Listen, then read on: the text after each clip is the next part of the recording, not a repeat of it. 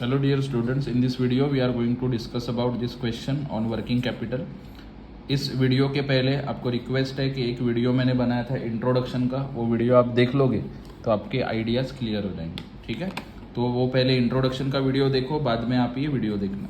So let's begin. Question आप लोग देख सकते हो, 15 मार्क्स का क्वेश्चन आता है वर्किंग कैपिटल का, और ये चैप्टर बहुत लोगों को कॉमन है, okay. Whether you are in BMS, BCom, BAF, BBI, okay, हर जगह पे ये चैप्टर आता है। The following information is presented by Data and Sons for the year 2010-11। Estimated yearly production, तो ईयरली प्रोडक्शन इसने लिखा है 30,000 यूनिट्स, तो ये एक इंपॉर्टेंट इंफॉर्मेशन है यूनिट्स का। उसके बाद estimated cost sheet per unit, okay. Cost sheet का डिटेल्स दिया है आपको, कॉस्ट स्ट्रक्चर है।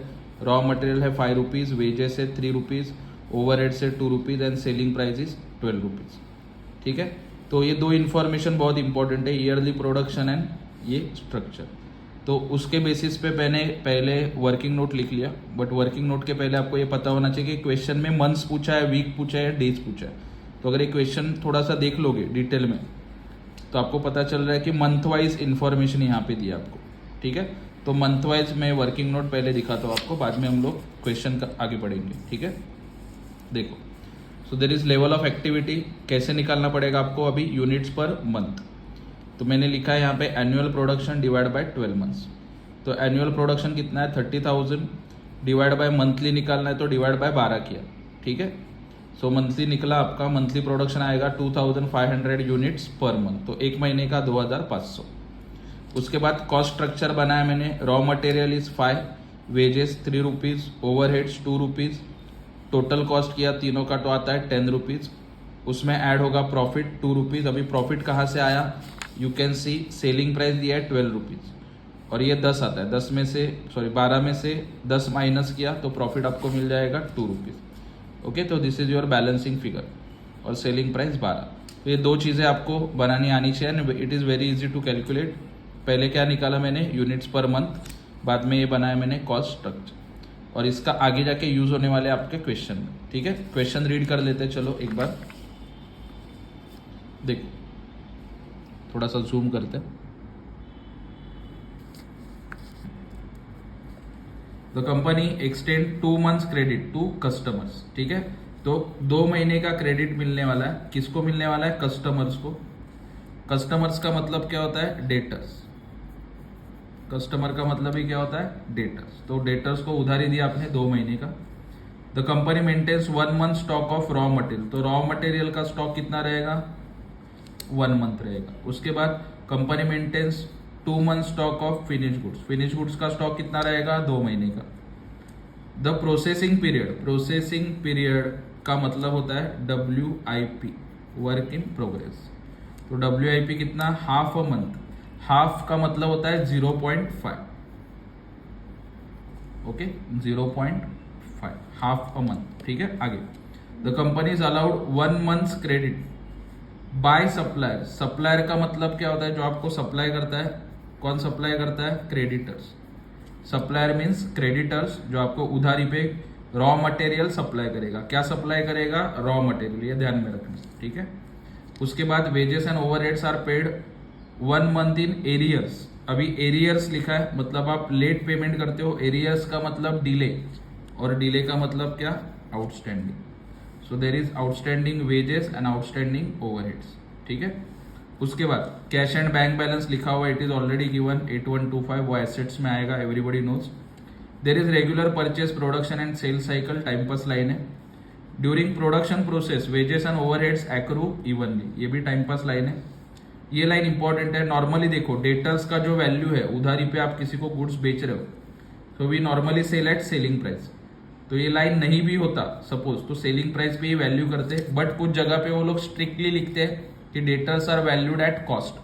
तो जहां पे उसने मेंशन किया तो वहां पे कॉस्ट ही लेना है, बट यहाँ पे देखो उसने खुद मेंशन किया है debtors are to be valued at on sales price basis. तो डेटर्स का वैल्यू कितना आएगा, 12, just because of this line, ठीक है। अगर ये लाइन नहीं भी होता तो सेल्स प्राइस ही होता, लेकिन कभी कभी वो लोग खुद लिख के देते हैं कि कॉस्ट लो, तो कॉस्ट लेने का, लेकिन यहाँ पे सेल प्राइस बोला तो टेंशन नहीं है।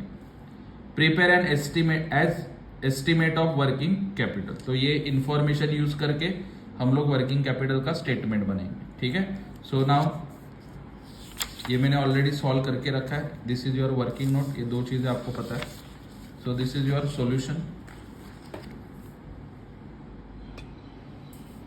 ठीक है। वन बाय वन पहले एसेट साइड देखते हैं, बाद में लाइबिलिटी साइड देखते हैं। सो ऊपर मैंने हेडिंग लिखा statement of working capital particulars units into R means rate into period. इस फॉर्मेट में आपको लिखना है, rupees rupees, inner column and outer column. सबसे पहले ए करंट एसेट्स लिखा। करंट एसेट्स में सबसे पहले क्या आएगा, स्टॉक ऑफ रॉ मटेरियल, ठीक है। क्वेश्चन भी रखता हूं साइड बाय साइड, मतलब समझ में आ जाएगा।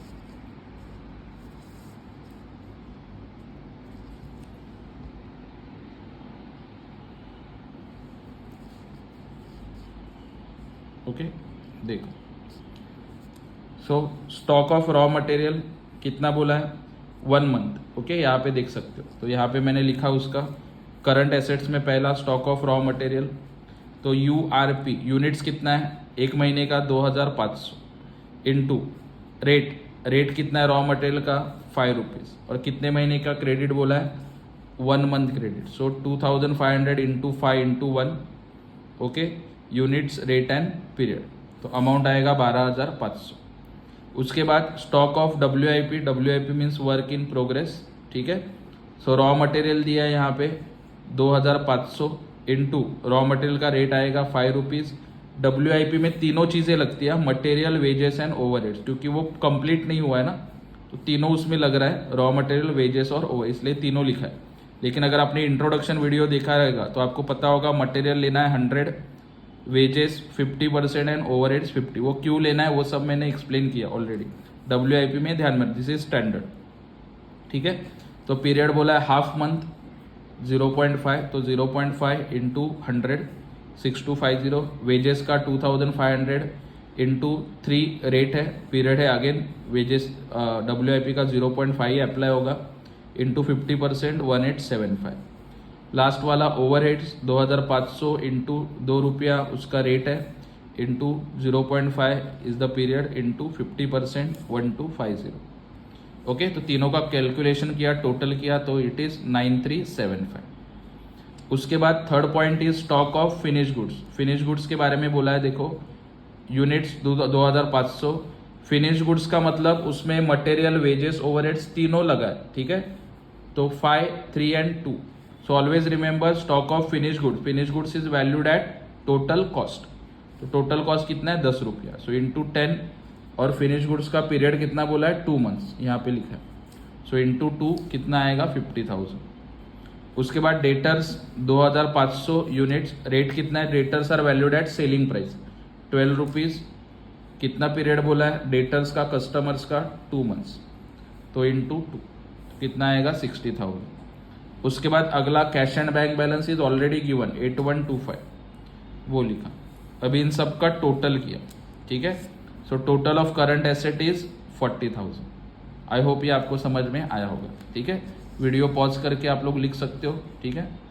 चलो अगला देखो, next one is current liabilities. Current liabilities के बारे में क्या बोला है उसने, क्रेडिटर्स कितना है, क्रेडिटर्स 2500 इंटू रेट। क्रेडिटर्स मतलब सप्लायर, सप्लायर क्या सप्लाई करते हैं आपको, raw material. So always remember creditors का जो रेट आएगा वो रॉ मटेरियल का रेट रहेगा। सो इंटू 5 इंटू पीरियड कितना बोला है 1 मंथ, सो इंटू 1 12,500। उसके बाद वेजेस आउटस्टैंडिंग बोला है 2500, okay, units into rate, wages का 3 रुपीज। कितने महीने का क्रेडिट बोला है 1 month arrears, so into 1 7500। Outstanding overheads 2500 into rate है 2 रुपीज, अगेन 1 मंथ का outstanding into 1 5000।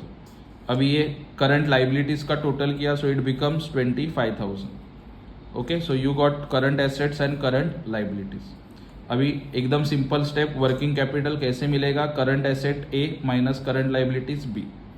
So a is 40,000, b is 25,000, तो ए माइनस बी करोगे यू विल गेट 1,15,000, ठीक है। तो एक फ्रेम में आपको ये सॉल्यूशन अभी दिख रहा है स्क्रीन पे, तो इसको पॉज कर सकते हो वीडियो को, ठीक है, और ये सॉल्यूशन लिख सकते हो। It is very easy to understand, ठीक है। कुछ भी डाउट है इस क्वेश्चन में आप कमेंट सेक्शन में लिख सकते हो, और ऐसे वीडियोस अपने फ्रेंड्स के साथ शेयर करो, ओके। और इसमें 15 मार्क्स मिल गया मतलब आपका पासिंग का गारंटी भी बढ़ जाता है, ठीक है। So thank you so much, मिलेंगे नेक्स्ट वीडियो में।